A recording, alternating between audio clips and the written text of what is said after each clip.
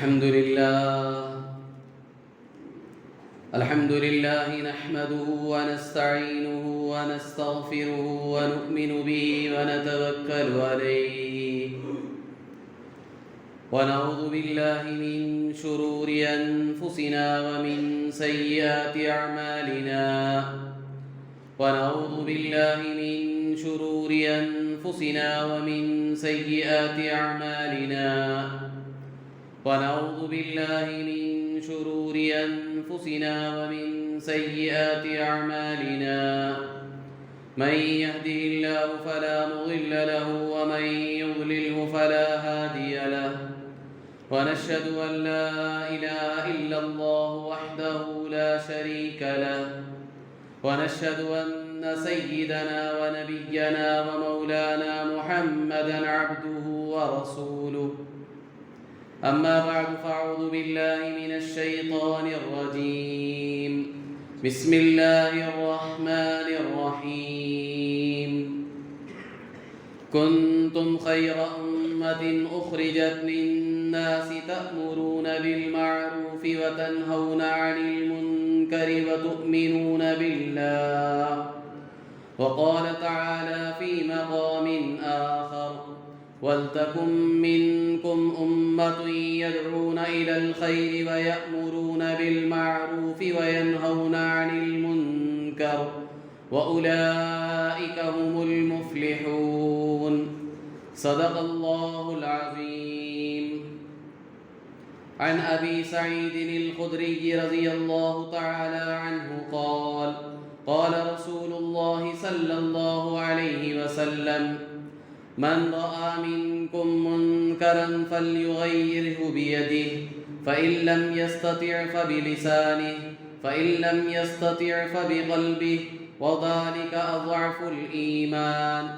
عن حذيفة بن اليمان رضي الله تعالى عنه قال قال رسول الله صلى الله عليه وسلم والذي نفسي بيده لتأمرن بالمعروف ولتنهون عن المنكر أو ليوشكن الله أن يبعث عليكم عقابا منه ثم تدعونه فلا يستجاب لكم أو كما قال رسول الله صلى الله عليه وسلم.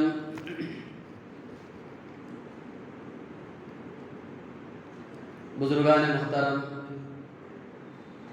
عزیزان ملت، نوجوانان اسلام،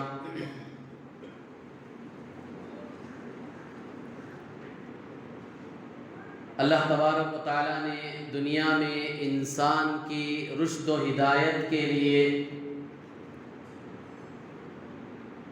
انبیاء علیہ السلام اور کتابوں کا ایک طویل سلسلہ چلایا. بے شمار انبیاء علیہ السلام کو اللہ نے بھیجا تاکہ انسان اس دنیا میں اور آخرت میں دونوں جہاں کی بھلائیاں خود بھی حاصل کرے اور دوسروں کے حصول کے لیے یہ ذریعہ اور سبب بھی بنے.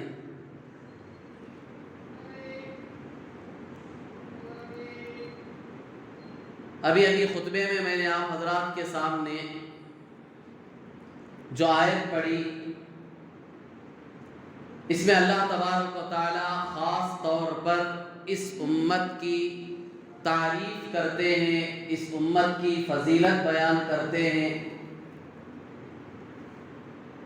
کہ یہ امت سب سے بہترین امت ہے، سب سے بہترین.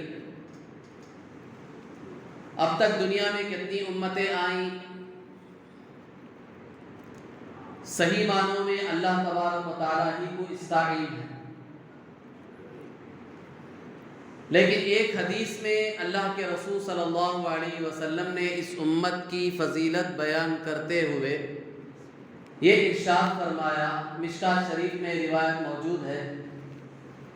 آپ علیہ السلام نے کہا انتم تتمون 70 امتا فانتم خیرها واکرمها علی اللہ.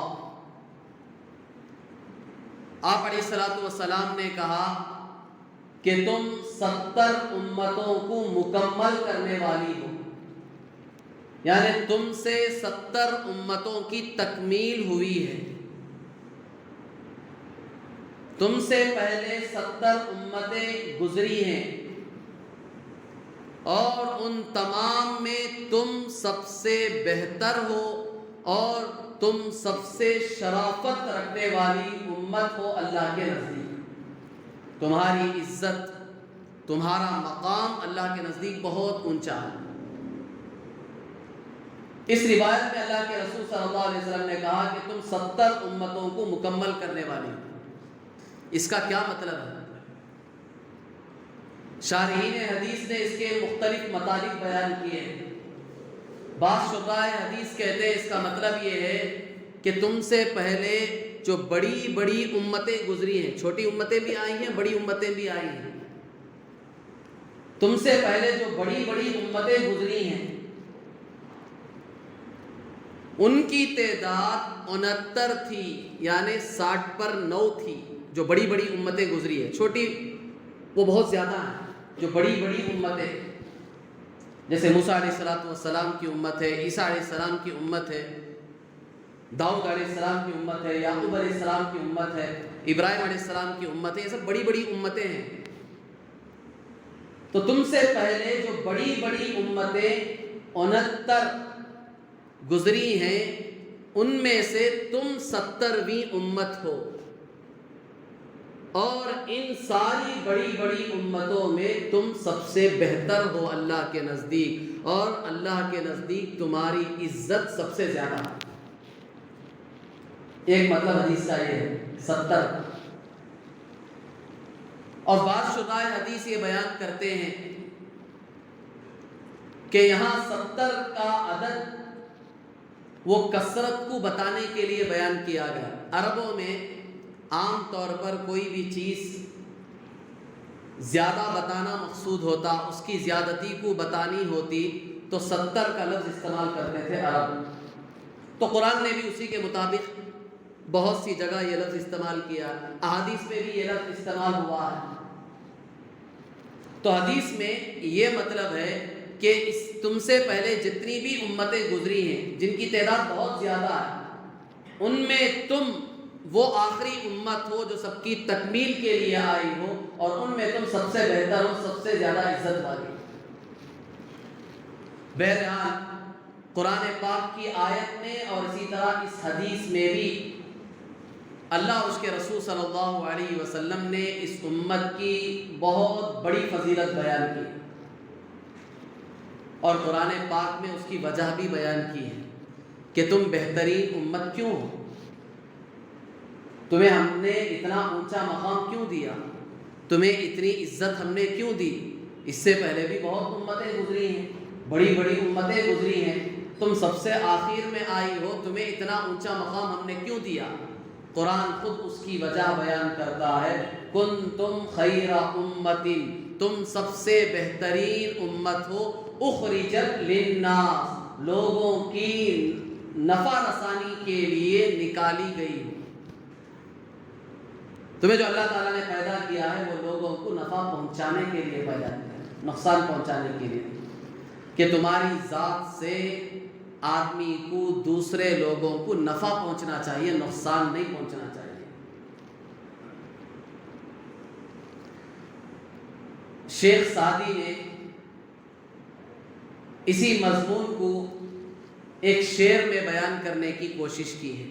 مرا بخیر تو امید نیز شر مرسا، یہ شعر کا ایک مصرع ہے فارسی میں، کہ مجھے تجھ سے خیر کی تو امید نہیں ہے کہ تو مجھے بھلائی پہنچائے گا، نفع پہنچائے گا، لیکن کم از کم اتنا تو کر لے کہ نقصان نہ پہنچا۔ ہم لوگوں کو نفع نہیں پہنچا سکتے تو کم از کم آخری سٹیج ہے، آخری درجہ یہ ہے کہ ہماری ذات سے، ہماری طرف سے کسی کو بھی نقصان نہیں پہنچنا چاہیے، چاہے وہ مسلمان ہو چاہے وہ غیر مسلم ہو، جو ہمارے مقابل میں نہیں آ رہے، ایسے غیر مسلم جو ہمارے مقابل میں نہیں آ رہے ہیں، ہمیں نقصان نہیں پہنچا رہے ہیں، تو ایسے غیر مسلموں کو بھی ہماری ذات سے نقصان نہیں پہنچنا چاہیے۔ تو آیت میں اس امت کی فضیلت کی پہلی وجہ یہ بیان کی گئی اخرجت للناس، تمہیں لوگوں کی نفع رسانی کے لیے، نفع پہنچانے کے لیے پیدا کیا، لہذا تمہارا پورا فوکس اسی پر ہونا چاہیے، پوری توجہ تمہاری اسی بات پر ہونی چاہیے کہ میری ذات سے سب کو فائدہ پہنچے، خود میرے سگے اپنے جو ہیں بھائی بہن ماں باپ، میری اولاد، میرے رشتہ دار، میرے خاندان کے افراد، میرے پڑوسی اور جو دوسرے مسلمان بھائی ہیں، ہر ایک کو میری ذات سے نفع پہنچے، بھلائی پہنچے، کیونکہ اللہ نے مجھے اسی لیے پیدا کیا۔ اب یہ نفع کیسے پہنچے گا؟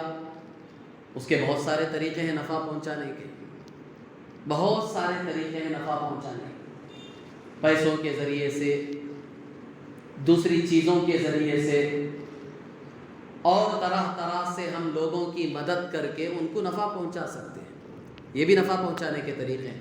لیکن قرآن کسے بیان کر رہا ہے کہ لوگوں کو تمہاری ذات سے جتنے بھی نفع پہنچیں گے ان سارے نفعوں میں سب سے بہترین نفع، سب سے بڑا نفع جو تمہاری ذات سے لوگوں کو پہنچ سکتا ہے وہ کیا ہے؟ وہ سنو،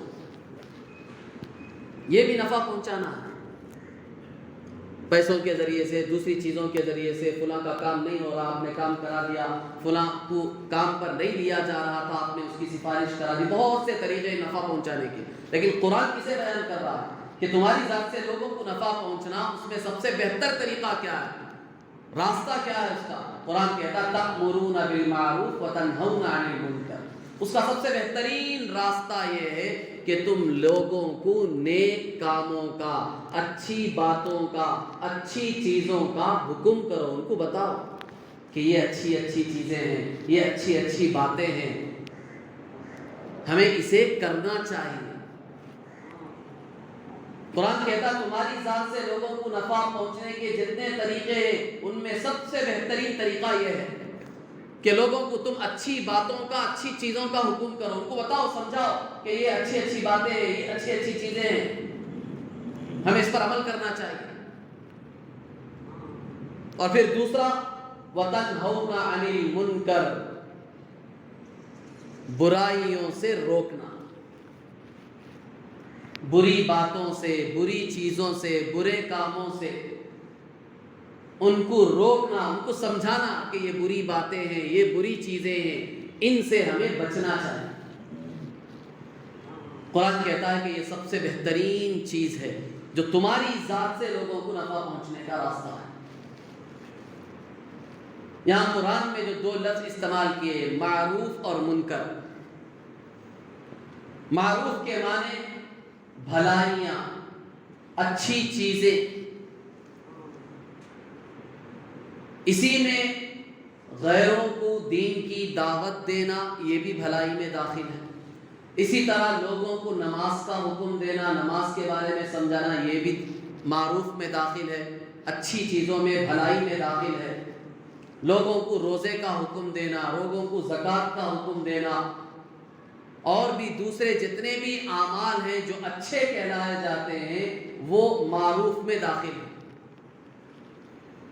اور اسی طرح قرآن نے جسے منکر کہا، بری چیزیں، بری چیزوں میں کفر، لوگوں کو کفر سے روکنا، اسی طرح بڑے بڑے گناہوں سے روکنا، بدعات اور خرافات سے روکنا، جن کا دین سے اور سنت سے کوئی تعلق نہیں، دور دور تک، ایسی چیزوں سے لوگوں کو روکنا شریعت میں منکر کہلاتا ہے۔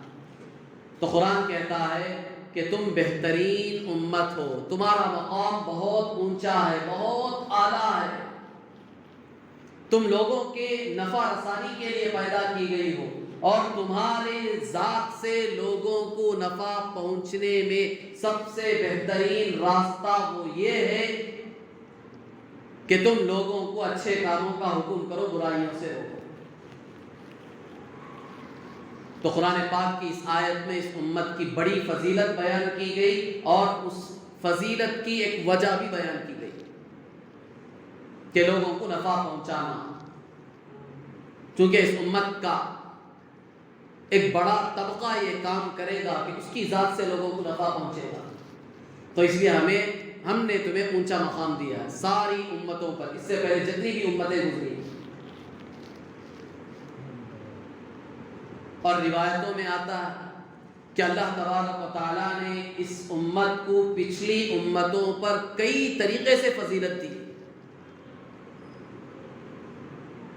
پچھلی امتوں کو یہ فضائل نصیب نہیں ہوئی، جیسا کہ حدیث میں آتا ہے کہ قیامت کے دن اس امت کے 70,000 افراد بغیر حساب کتاب کے جنت میں داخل ہو جائیں گے۔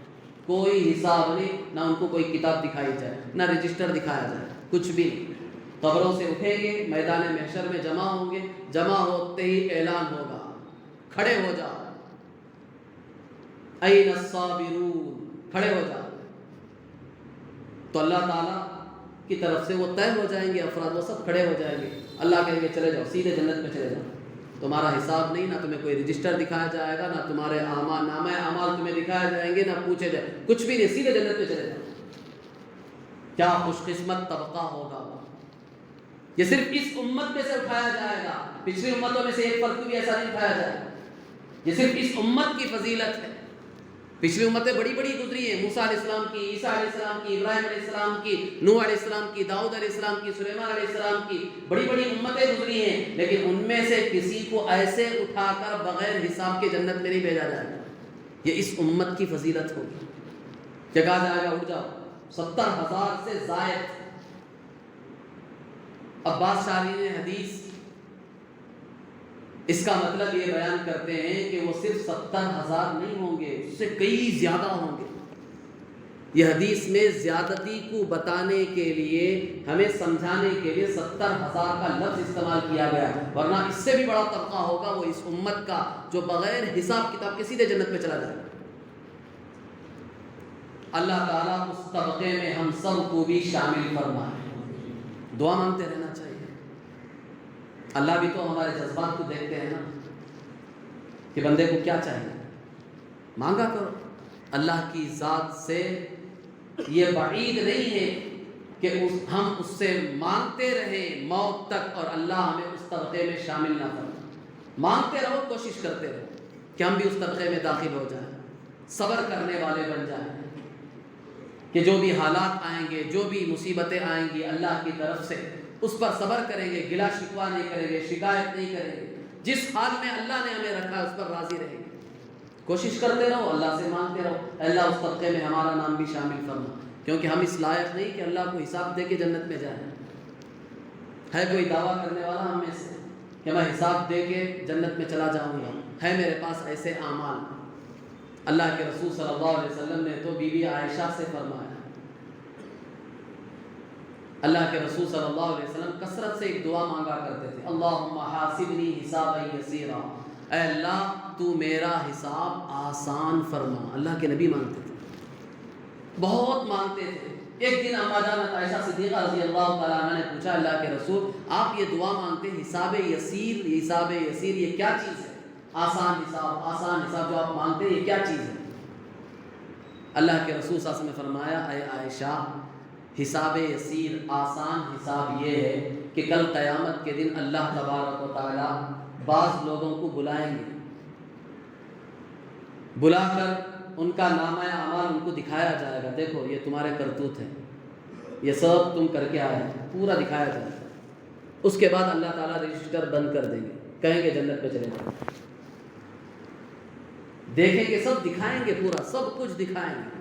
اس وقت بندے کی حالت کیا ہوگی کہ پورا دکھایا جائے گا، یہ ایک سیکنڈ کا ہمارا ایک عمل بھی نہیں چھوٹا ہوا ہوگا، ہر سیکنڈ کا عمل محفوظ ہوگا، سب دکھایا جائے گا۔ اس کے بعد اللہ کیا کریں گے؟ رجسٹر بند کر دیں گے، کہیں گے جنت میں چلے جاؤ۔ تو ان کا کتاب تو ان کو دکھائی گئی، لیکن حساب نہیں لیا گیا۔ اور جو پہلا طبقہ میں نے بتایا، نہ ان کو کتاب دکھائی جائے گی نہ حساب لیا جائے گا، وہ اور اعلیٰ کوالٹی کا طبقہ ہوگا، وہ تو پہلے ہی چلا جائے گا۔ یہ دوسرے نمبر کا طبقہ ہے۔ اس کے لیے بھی بڑی خوش قسمتی ہوگی، بڑی خوشخبری ہوگی قیامت کے دن کہ اللہ رجسٹر دکھائیں گے، سب گنوائیں گے، دیکھو دیکھو یہ کیا یہ کیا یہ کیا، سب ہو گیا، بندہ پریشان ہوگا، اللہ تعالیٰ رجسٹر بند کر دیں گے، کہیں گے جنت میں چلے جاؤ۔ اللہ کو اختیار ہے کہ وہ کون خوش قسمت لوگ ہوں گے جن کی اللہ کتاب دیکھ کر دکھائیں گے لیکن حساب نہیں لیں گے، بھیج دیں گے۔ اللہ کم از کم اس طبقے میں ہمیں شامل فرماتے ہیں۔ تو عائشہ رضی اللہ تعالیٰ عنہ کے سوال پر حضور صلی اللہ علیہ وسلم نے کہا عائشہ یہ ہے حساب یسیر، آسان حساب، کہ اللہ دیکھیں گے، دکھائیں گے لیکن پوچھیں گے کچھ نہیں، رجسٹر بن کے جنت میں بھیجا۔ پھر اسی حدیث میں اللہ کے رسول صلی اللہ علیہ وسلم نے فرمایا من نوقش عذب، اے عائشہ جس کا اللہ حساب لینا شروع کر دے وہ بچے گا نہیں، اسے تو عذاب ضرور دیا جائے گا۔ جس کا حساب اللہ لینے پہ آ جائے وہ تو بچے گا نہیں، اسے تو سزا ضرور دی جائے گی، کیونکہ کوئی بھی بچ نہیں سکتا جب اللہ حساب لینے پر آ جائے گا۔ تو اس لیے ہمیں سے کوئی بھی دعویٰ نہیں کر سکتا کہ میرا حساب کتاب بالکل پاک صاف ہے۔ تو قیامت کے دن یہ وہ طبقہ ہوگا، اللہ کے رسول صلی اللہ علیہ وسلم نے فرمایا وہ اس امت کا طبقہ ہوگا، دوسری امتوں کا نہیں۔ 70,000 کا ایک بڑا مجمع ہوگا جسے اللہ بغیر حساب کتاب کے جنت میں داخل فرمائے۔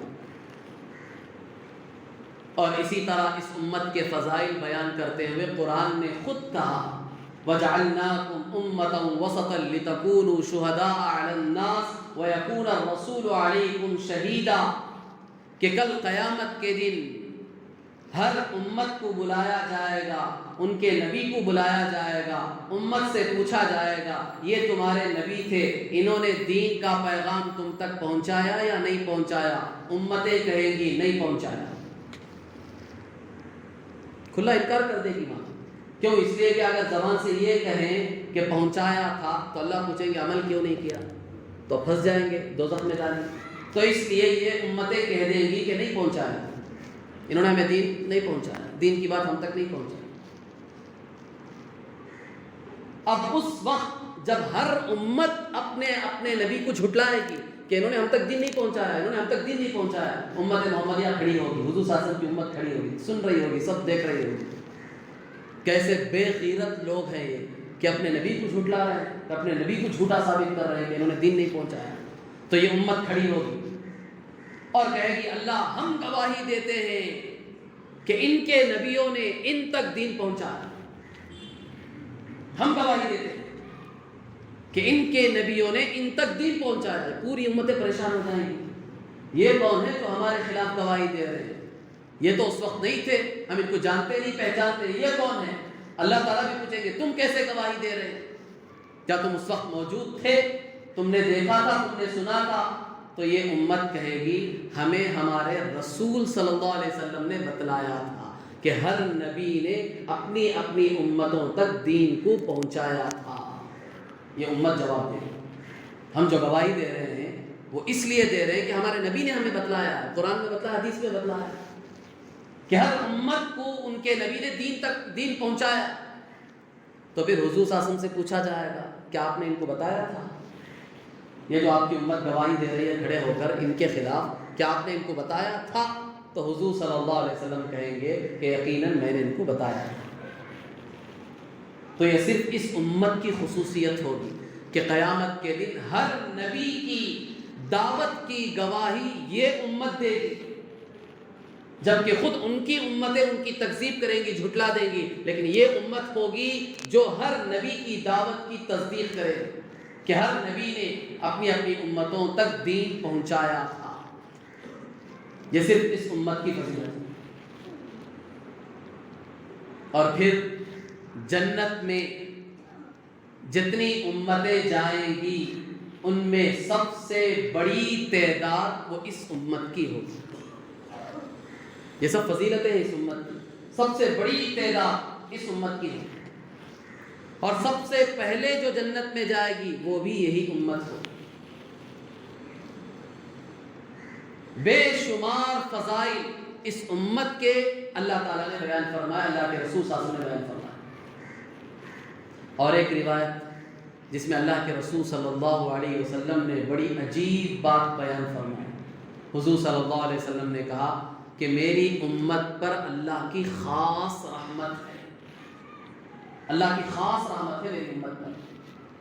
پچھلی امتوں پر وہ رحمت نہیں تھی اللہ کی، میری امت پر اللہ کی خاص رحمت ہے۔ کیا رحمت ہے؟ کہ اللہ تعالیٰ میری اس امت کو پچھلی امتوں کی طرح آخرت میں سزا نہیں دیں گے۔ جو گنہگار بھی ہیں نا، جتنے گنہگار ہیں ان کو بھی پچھلی امتوں کی طرح اللہ سزا نہیں دیں گے۔ انہوں نے گناہ کیا ان کو بھی سزا ملے گی۔ اس امت کے بھی گنہگار ہیں جنہوں نے گناہ کیے ہیں ان کو بھی سزا ملے گی، لیکن وہ سزا نہیں ملے گی جو پچھلی امتوں کو ملی۔ اور پھر آگے خود حضور صلی اللہ علیہ وسلم نے فرمایا میری امت کے اکثر گناہ تو اللہ تعالیٰ دنیا ہی میں معاف کر دیں گے، فتنوں کے ذریعے سے، زلزلوں کے ذریعے سے، مصیبتوں کے ذریعے سے، طوفانوں کے ذریعے سے۔ یہ جو حالات آ رہے ہیں، یہ سب جتنے بھی حالات آ رہے ہیں، یہ حالات کے ذریعے سے جو بھی مسلمان صبر کرے گا اللہ تبارک و تعالیٰ ان کے ذریعے سے اس کے گناہ معاف کرتے جائیں گے، معاف کرتے جائیں گے، معاف کرتے جائیں گے۔ قیامت میں جب وہ اٹھے گا تو بہت تھوڑے گناہ کے ساتھ اٹھے گا، کیونکہ دنیا میں اکثر گناہ اس کے معاف ہو گئے۔ اب پچھلی امتوں کی طرح ان کو عذاب نہیں دیا جائے گا، اس امت کو اللہ کے رسول صلی اللہ علیہ وسلم حدیث میں کہا کہ میری امت پر اللہ کی خاص رحمت ہے، پچھلی امتوں کی طرح ان کو سزا نہیں دی جائے گی آخرت میں، بلکہ ان کے اکثر گناہ دنیا ہی میں معاف کر دیے جائیں گے، زلزلوں کے ذریعے سے، مصیبتوں کے ذریعے سے، طوفان کے ذریعے سے اور فتنوں کے ذریعے سے۔ اور اللہ تبارک و تعالیٰ نے اس امت پر مزید یہ کرم کیا کہ اس امت کو جو دین اور شریعت اللہ تبارک و تعالیٰ نے عطا فرمائی، بہت آسان شریعت دی، بہت آسان دین دیا، کیونکہ یہ امت سب سے آخر میں آئی ہے۔ اس امت کے ذریعے سے اللہ تبارک و تعالیٰ نے دین کی تکمیل فرمائی ہے۔ اسلام اور دین جو آدم علیہ السلام سے چلا ہے، بالکل وہ اس کا ابتدائی دور تھا، اس وقت زیادہ احکام نہیں تھے، چلتے چلتے چلتے چلتے احکام میں اضافہ ہوتا گیا، دین میں اضافہ ہوتا گیا، احکام میں اضافہ ہوتا گیا، ہوتا گیا یہاں تک کہ یہ امت آئی تو اس امت پر دین اور اسلام مکمل ہو گیا۔ قرآن نے کہا الیوم اکملت لکم دینکم واتممت علیکم نعمتی ورضیت لکم الاسلام دینا۔ لیکن اللہ تبارک و تعالیٰ نے بہت آسان دین دیا، زیادہ بوجھ نہیں ڈالا ہمارے اوپر، بنی اسرائیل کی طرح کہ ان کو توبہ میں ایک دوسرے کو قتل کرنا تھا، کہ تمہاری توبہ قبول ہوگی صرف اس صورت میں کہ ایک دوسرے کو قتل کرو۔ قرآن میں ہے واقعہ، احادیث میں اس کی تفصیلات آئی ہیں کہ بڑے بڑے جب گناہ ہوئے تو اللہ تعالیٰ نے حکم دیا کہ ایک دوسرے کو قتل کرو۔ اب سامنے کیسے ماریں گے؟ اللہ نے بادل بھیجا، کالے بادل، بالکل اندھیرا ہو گیا، اب حکم ہوا کہ مارو تلواریں لے کر ایک دوسرے۔ یہ تھی ان کی توبہ، لیکن اللہ نے اس امت پر کتنا رحم فرمایا۔ زبان سے بھی نہ کہو، صرف دل میں شرمندگی ہو گئی، شرم آر محسوس ہوا تو اللہ کہتے تمہارے گناہ ہم نے معاف کر دی۔ کوئی جان دینی نہیں ہے، ایک ایک دن سڑک پہ کھڑے ہونا نہیں ہے لوگوں کے سامنے کہ میں گنہگار ہوں، میری توبہ اس حالت میں ہو رہی ہے۔ اللہ تعالیٰ نے کہا کہ مجمع میں صرف دل میں شرمندگی پیدا کر لیں، اللہ تمہاری توبہ قبول کر لے۔ اور بنی اسرائیل پر زکوٰۃ 1 ربع فرض تھی، چوتھائی حصہ فرض تھا۔ 100 روپے اگر کسی آدمی کے پاس ہے تو 25 روپے دینے فرض تھے، 1 لاکھ روپے اس کے پاس ہے تو 25,000 روپے دینا فرض تھا۔ یہ تھی زکوٰۃ ان کی۔ 1 کروڑ ہے تو 25 لاکھ زکوٰۃ میں نکالنی تھی،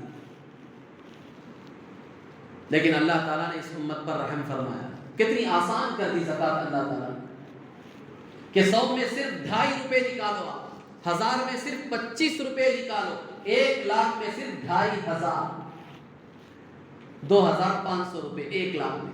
اور بنی اسرائیل پر کتنا تھا؟ 25,000، اور ہمارے اوپر صرف 2,500۔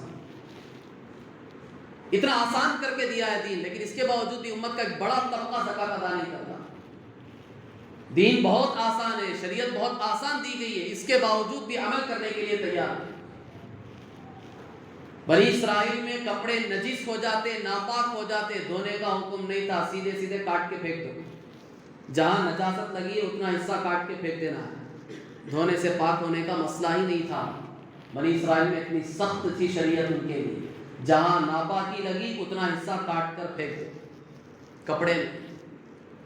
اور ہمارے لیے ایک کپڑا 5 سال سے پہن رہے ہیں، دھو رہے ہیں پہن رہے ہیں، دھو رہے ہیں پہن رہے ہیں، دھو رہے ہیں پہن رہے ہیں۔ کتنی سہولت دے دی اللہ نے، بے شمار احکام۔ یہ سب اس امت کے فضائل ہیں، اس امت کو فضیلتیں دی گئی ہیں، اللہ تبارک و تعالیٰ نے رخصتیں دی ہیں اللہ تعالیٰ نے۔ کیوں؟ اس کی بنیادی وجہ یہ ہے، پچھلی امتوں کی طرح نہیں ہے یہ امت، کیونکہ اس امت میں جو نبی آئیں گے وہ آخری نبی ہوں گے، ان کے بعد اب کوئی نبی نہیں آئیں گے، کوئی کتاب نہیں آئے گی۔ اب وہ نبوت کا کام یہ امت کرے گی، اب وہ نبوت کی ذمہ داری ان کے کاندھوں پر ڈالی جائے گی۔ یہ اتنی فضیلتیں جو سنائی میں نے شروع خطبے سے لے کر اب تک، اتنے فضائل جو امت کے اللہ نے اس کے رسول اللہ صلی اللہ علیہ وسلم نے بیان فرمائے، وہ یوں ہی بیان نہیں فرمایا، کیونکہ ان کا ایک بہت بڑا کام ہے، ایک بڑی محنت ہے ان کے ذمے، اس لیے ان کا اتنا اونچا مقام کیا۔ وہ بڑا کام، بڑی محنت کیا ہے کہ اللہ کے رسول صلی اللہ علیہ وسلم اس دنیا سے جب پردہ فرما کر جائیں گے تو اس کے بعد یہ بہت لمبا زمانہ ہوگا قیامت تک کا، تو اس وقت تک امت کی رہبری کون کرے گا، دین ان تک کون پہنچائے گا، خود اچھے رہ کر دوسروں کو اچھے بنانے کی فکر کون کرے گا، خود برائیوں سے رک کر دوسروں کو برائیوں سے روکنے کی فکر کون کرے گا، وہ یہ امت کرے گا، اس امت کا طبقہ کرے گا۔ اسی لیے قرآن پاک میں اور خود تورات میں اس امت کی مختلف طریقے سے جو تعریف کی گئی ہے، ان میں سے حضور صلی اللہ علیہ وسلم کی بھی جہاں تعریفی کلمات کہے گئے، ان میں سے ایک تعریف کا حصہ وہ یہی امر بالمعروف اور نہی عن المنکر کا، یأمرہم بالمعروف وینہاہم عن المنکر۔ حضور صلی اللہ علیہ وسلم کی تعریف کرتے ہوئے تورات میں یہ الفاظ بیان کیے گئے کہ حضور صلی اللہ علیہ وسلم لوگوں کو بھلائی کا حکم دیں گے، برائیوں سے روکیں گے، اور ساتھ ہی ساتھ اس امت کی تعریف کرتے ہوئے تورات میں بیان کیا گیا الآمرون بالمعروف والناہون عن المنکر، کہ یہ امت کی بھلائیوں کا حکم دینے والی ہوگی اور برائیوں سے روکنے والے۔ تورات میں ہماری تعریف کی اللہ نے اس امت کی، کہ امت نبی کے مشن کو لے کر چلے گی، اسے اپنی ذمہ داری سمجھیں گے، صرف اپنے گھر کی ذمہ داری، اپنی بیوی بچوں کی ذمہ داری ہے، یہ بھی ذمہ داری، لیکن اس کے ساتھ ساتھ ایک بڑی ذمہ داری ہم میں سے ہر ایک پر یہ بھی ہے۔ اس ذمہ داری کو اللہ نے اور اس کے رسول اللہ صلی اللہ علیہ وسلم نے امت کے ہر فرد پر ڈالا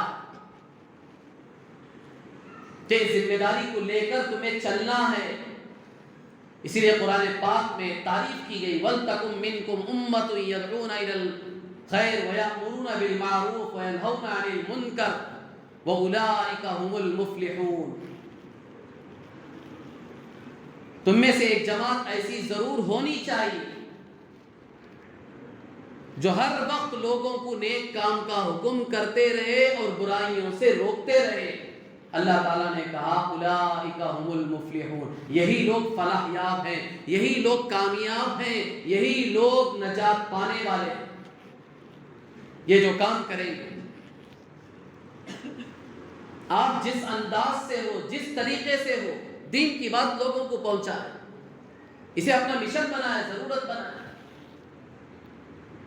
جس طریقے سے بھی ہو۔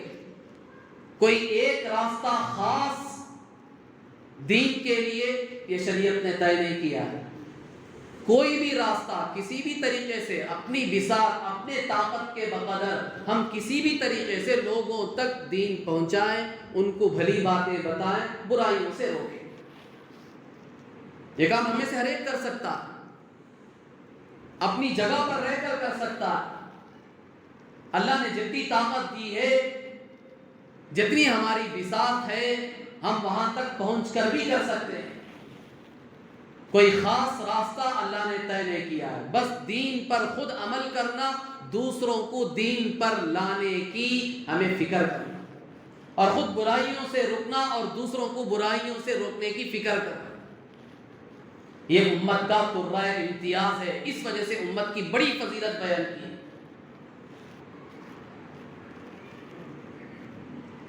اور ایک روایت میں اللہ کے رسول صلی اللہ علیہ وسلم نے اس کام کے نہ کرنے پر وعید بھی بیان کی ہے۔ حضرت حذیفہ ابن یمان رضی اللہ تعالیٰ عنہ کہتے ہیں اللہ کے رسول صلی اللہ علیہ وسلم نے بیان فرمایا والذی نفسی بیدہ لتأمرن بالمعروف ولتنہون عن المنکر او لیوشکن اللہ ان یبعث علیکم عقابا منہ ثم تدعونہ فلا یستجاب لکم۔ اللہ کے رسول صلی اللہ علیہ وسلم نے فرمایا قسم ہے اس ذات کی جس کے قبضے میں میری جان ہے، اس امت سے اللہ کے رسول صلی اللہ علیہ وسلم خطاب کر رہے ہیں، بتا رہے ہیں کہ تم ضرور بھی ضرور نیک کام کا حکم کرتے رہو لوگوں کو، جب جیسے جیسے موقع ملے لوگوں کو نیک باتوں کا حکم کرو، اپنی اولاد کو، اپنی بیوی کو، اپنے بھائیوں کو، اپنے بہنوں کو، اپنے رشتہ داروں کو، پڑوسیوں کو، جہاں جہاں بھی آپ کو موقع ملے نیک کام کا لوگوں کو حکم کرتے رہو،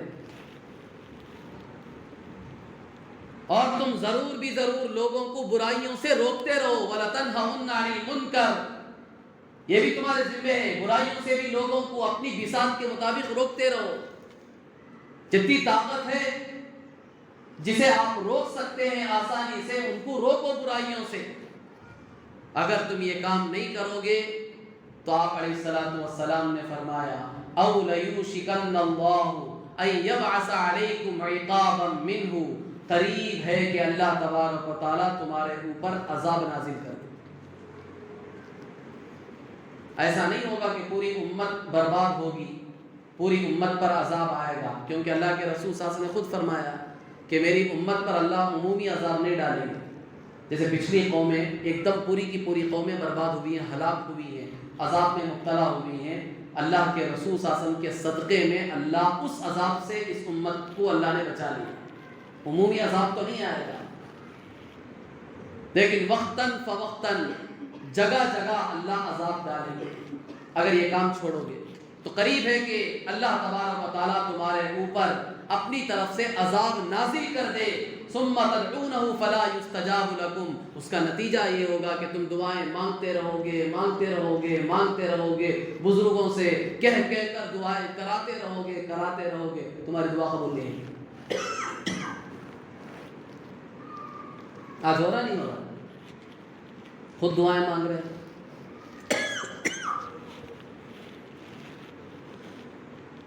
علماء سے دعائیں کرا رہے ہیں، بڑے بڑے اللہ والوں سے دعائیں کرا رہے ہیں، مکے میں، حرم میں، بیت اللہ کے سامنے، مطاف میں یا ملتزم کو چمٹ کر دعائیں مانگ رہے ہیں، دعائیں قبول ہو رہی ہیں؟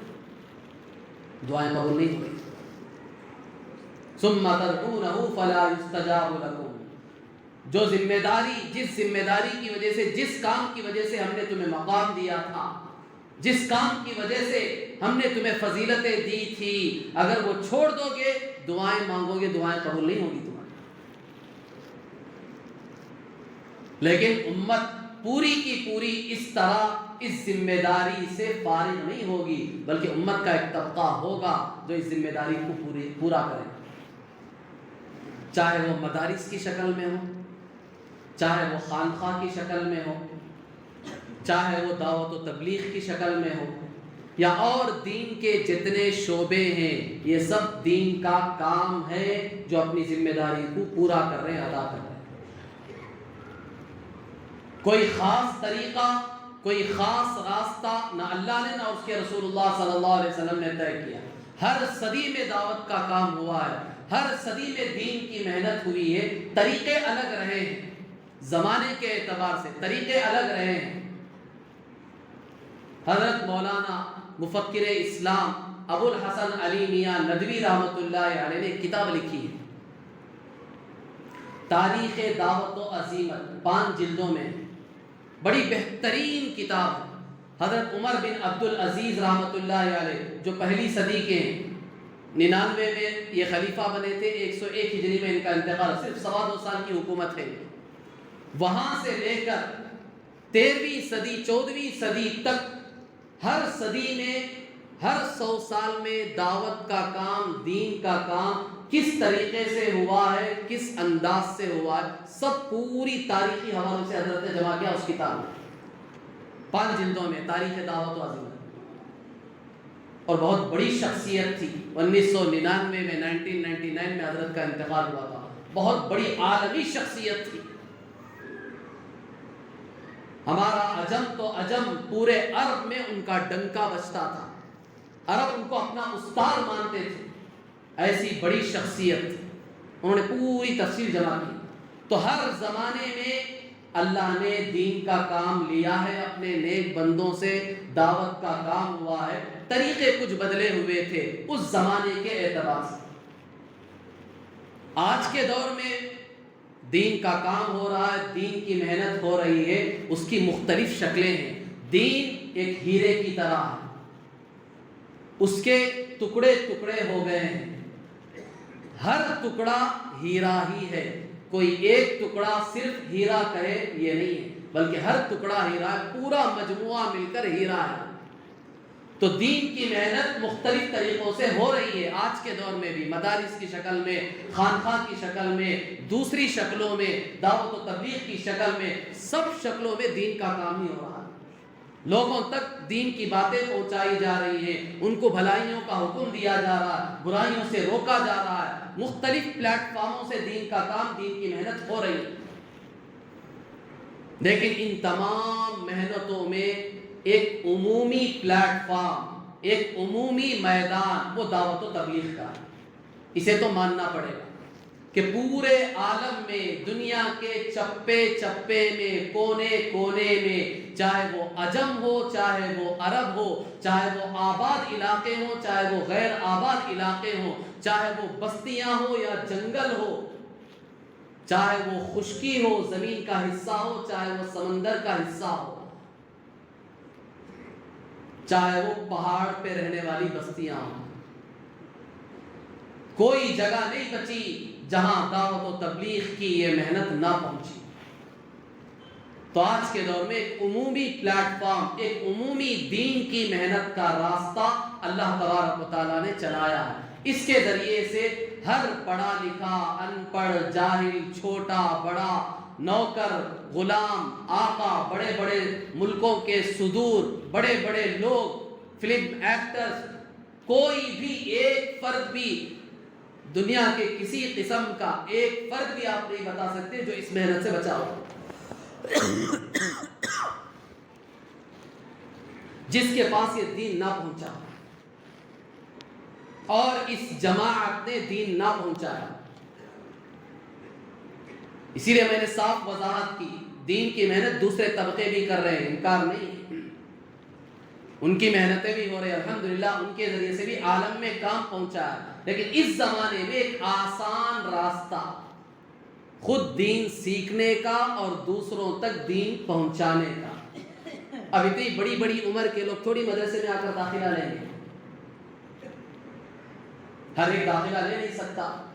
بعض لوگوں کے لیے شرم اور آر رکاوٹ بن جاتی ہے۔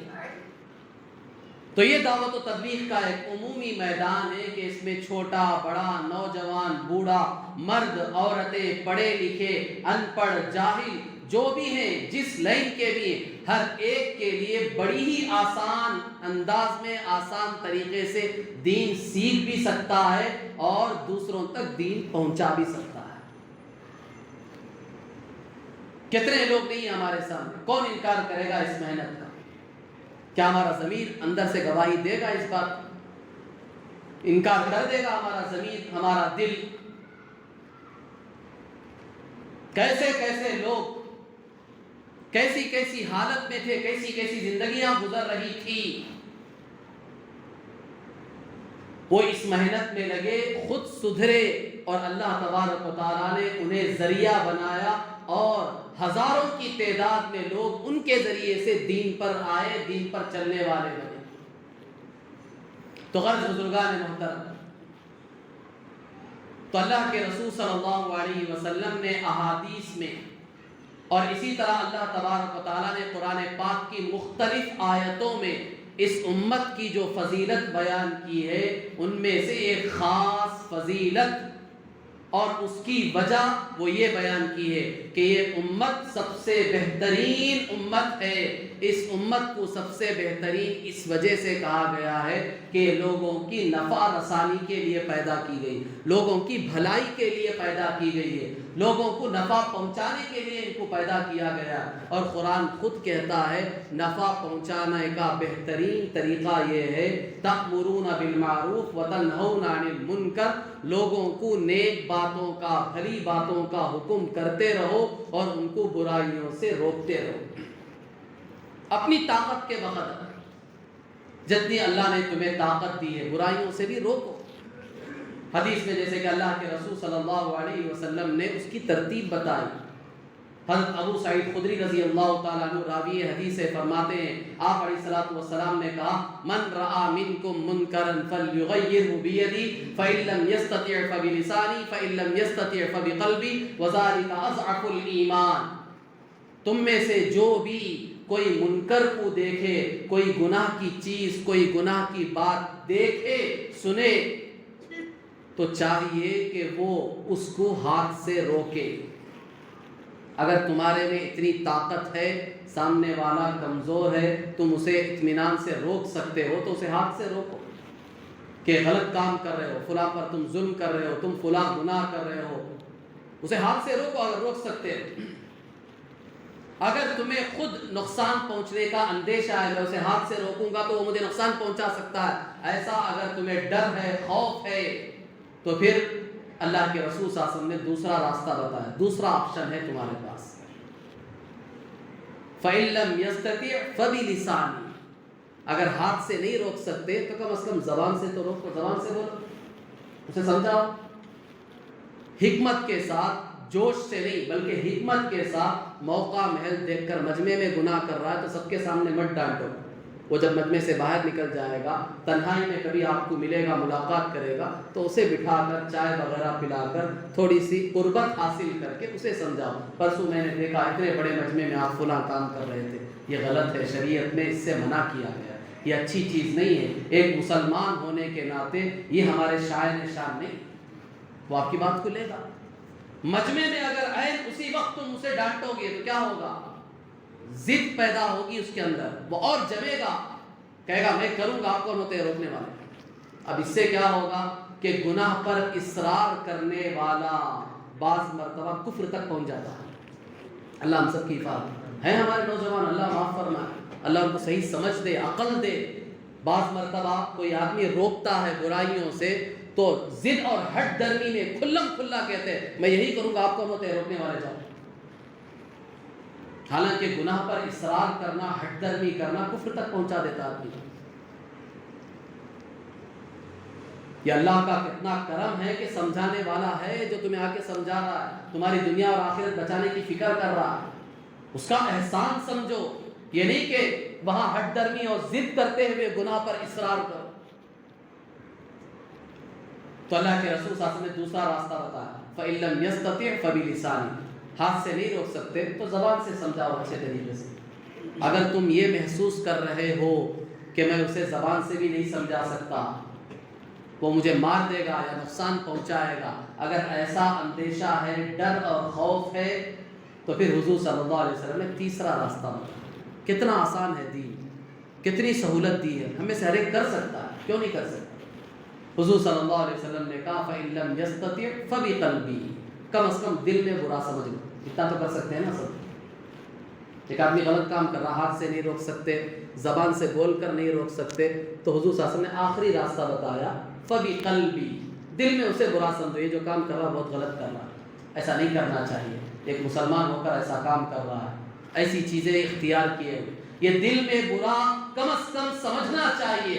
اگر یہ بھی نہیں کر رہے، حضور صلی اللہ علیہ وسلم نے کہا کہ یہ جو دل میں برا سمجھنا ہے یہی ایمان کا سب سے کمزور درجہ ہے. وَذَلِكَ أَضْعَفُ الْإِيمَانِ، یہ جو دل سے تم برا سمجھ رہے ہو، یہ جو تھارڈ سٹیج ہے، یہ تمہارے ایمان کے کمزور ہونے کی علامت ہے.